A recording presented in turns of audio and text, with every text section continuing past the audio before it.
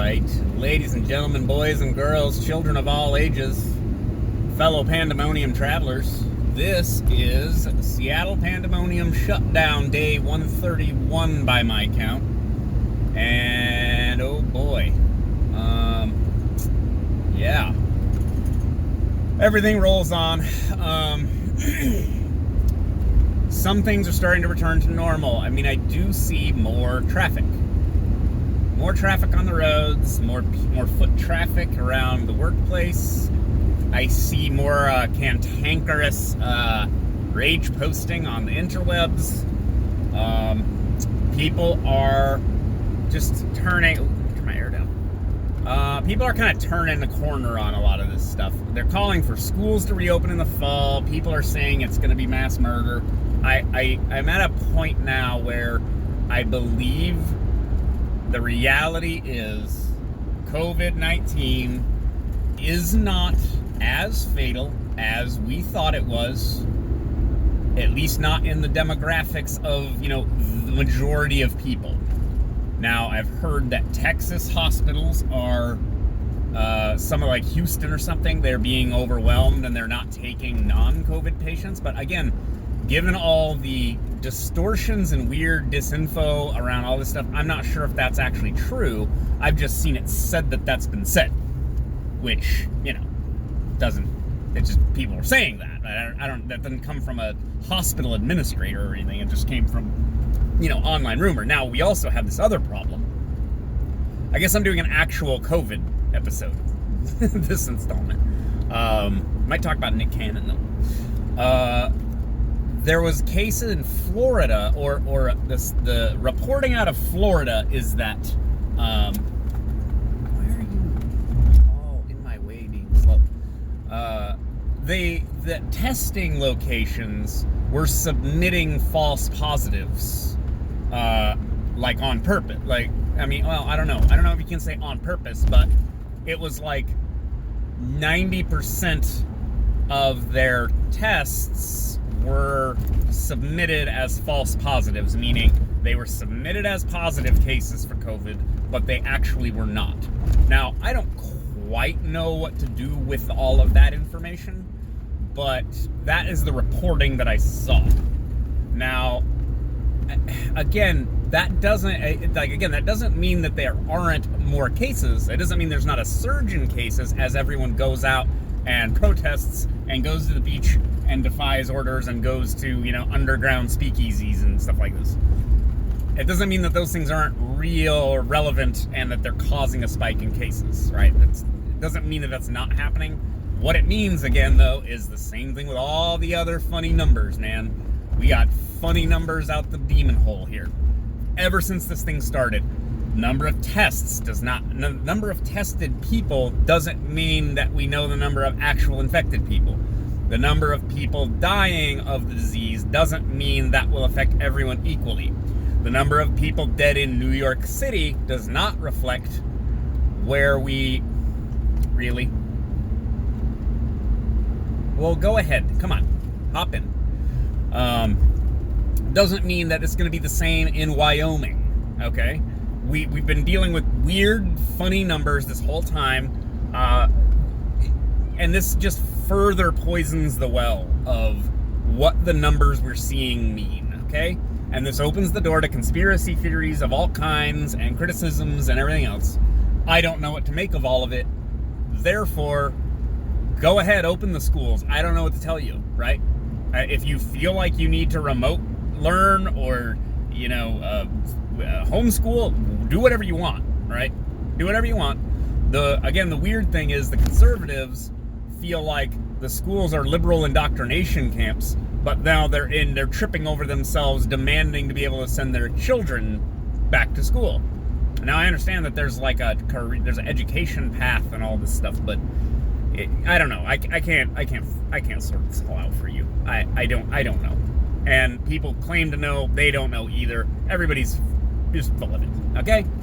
That's kind of where I'm at. On the other hand, if a business asks you to wear the mask because they asked you to, and it's like having a shirt and pants and shoes on when you go into the store. Okay? That's their business. They can do that. That's where I'm at. So anyway, Nick Cannon is canceled. And on the one hand, fine, like, yeah, what go around come around, and this is one of these instances where, you know, I don't know if you can place Nick Cannon on a political spectrum. He's been a entertainer. He's black. He's probably posted some Black Lives Matter stuff, pro Black Lives Matter stuff. He doesn't strike me as Larry Elder, you know what I mean? He doesn't strike me as a Republican or anything. But he said some racist things, just casually as you like, just kind of throwing out there that, like, white people are evil because we don't have melanin, because we face genetic annihilation, because I don't know, I think what he was getting at is like recessive genes for like melanin content. So eventually white people will no longer be white as we think of them, you know, pink with blue veins that you can see through their skin, kind of thing. But he also tied in the Jews, and that's one of the things that I hate to say it, probably actually got him in trouble. It's because he tied Jews and white people together as evil because we don't have melanin in our skin, which is some kind of magical thinking that I have seen from Pan-Africans and other types of, like, black activism or black activists. It's like that, like, I've seen bizarre memes and things that, like, black people's hair serves as an antenna to channel earth energy into their body, and, like, that's why white people demonize black hair. I mean, I'm not kidding. I know that sounds crazy, because it is, but people traffic in this kind of stuff, and rather casually, again, very openly. It's very, it's just taken as a given that, like, oh yeah, melanin in your skin gives you power of some kind or another. Again, what Nick Cannon was saying in this radio interview was, or podcast or whatever it was that white people are less compassionate because we don't have melanin in our skin, and the melanin gives you compassion for other people, which I find hilarious, considering Rwanda, considering Darfur, Somalia, whatever's going on in Liberia.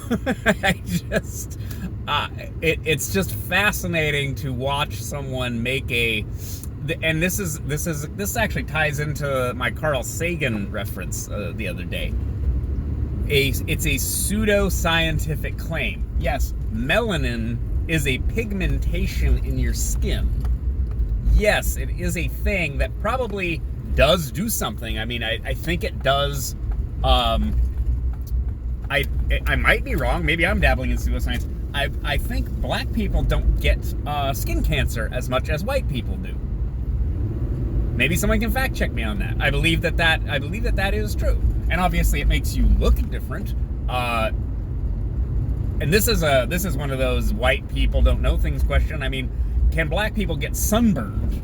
Because white people can definitely get sunburned. It's happened to me. I don't know if black people have to deal with sunburn. So maybe melanin protects you from getting sunburned and getting skin cancer. Okay, there you go. If that's real science, then that's science. Saying that it infuses you with emotions like compassion or more, or like patience or whatever, that is racism, guys. Okay? That is racism. This other group of people, because of the pigmentation in their skin, they do not possess character traits that we possess because of our skin color. That is racism. I don't care if you want to use the new woke version of racism, meaning prejudice plus power, because he felt powerful enough to just say this about an entire race of people. in a popular show that he went on and openly said. So even by the new woke definition, the power dynamic is he feels like it's completely okay to say this with impunity. He didn't hedge his words. He didn't reframe what he was saying. As far as I know, he hasn't even apologized. He just lost his job. Like, guys, we gotta be better than this. Like, this is so dumb. Like, people just believe this stuff. This is a successful guy, millions of dollars in television, revenue from being on shows and stuff since he was like a kid. He was like a Nickelodeon kid, right? And at no point along the way in his travels did he talk about this with somebody who took him to task over it. That's where we're at. I mean, this is a little bit of a celebrity problem. Like, celebrities are surrounded by sycophants, of course, because, everyone's looking for the next opportunity, so no one wants to, piss off the guy they know who's in the, has the juice, right? But, like, there's a certain point where hasn't someone said, man, that sounds pretty racist. Like, as a by the way, or just as a I don't, or meeting somebody that doesn't care, somebody that's not in the biz, as they say, just goes, hey, dude, that's racist nonsense, and you should probably stop saying that around. What? And I assume he's either just never talked about it with anybody, or he's only talked about it with people who just smile and nod. Oh yeah, absolutely. Which is insane considering how that would be if you reverse the races and somebody was just extolling the virtues of whiteness and vilifying blackness, and people just smiling and nodding along. Oh yeah, absolutely, man. Like, think about it. It's just it again, like, just apparently not thinking about it, right? Apparently just laying it out, like again, as casual as can be. And by the way, Mr. Cannon, did he have children with Mariah Carey? Is he still married to Mariah Carey? All I know is that he kind of has like light-skinned mixed race babies. So your own babies are emotionally inferior, let's say, or developmentally inferior because they have less melanin in their skin, or they have a little bit, so that fixes the whiteness part of them. Racists engage in this kind of thinking. I don't really want to, but like, they're doing it, and now, there are consequences, at least in this instance. So again, cancel culture came from Nick Cannon because he said these things that are racially insensitive. This kind of thing is the thing that a lot of more conservatives and stuff, especially in the online circles, say is a double standard. That they don't come for liberals and entertainers, they don't come for minorities like this when they say these kinds of things. Ice Cube is kind of in some hot water for saying some anti-Semitic things. I'll be fair, things that are often considered anti-Semitic, which I'd say pretty much are, but let's, I'll kind of be fair and say, it could or couldn't be. Anti-Semitism can be kind of coded, and it's weird. But he's said a lot of anti-white things on albums and all kinds of things, and no one cares. But then he says something about Jewish people or, Jews running Hollywood or whatever, and then he gets in trouble. So there is a little bit of backlash or coming around for other people who are not just conservatives or whatever.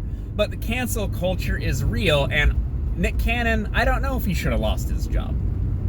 I'm not sure what to do about it. It's like, what he said is really unacceptable. Like, it's not something that should be taken lightly. Like, it does matter that he said those things. It does affect people who are his fans or who listen to him or listen to that show. And I'm not sure what to do about it. Like, I don't want him to lose his job, while at the same time, I'm sure he has a nest egg. He's been, in entertainment for, 20 years or something. He's probably got money, but I don't like the precedent. I don't like that this is what we do. People say things that we don't like, and then we get them fired. Him being fired isn't the point.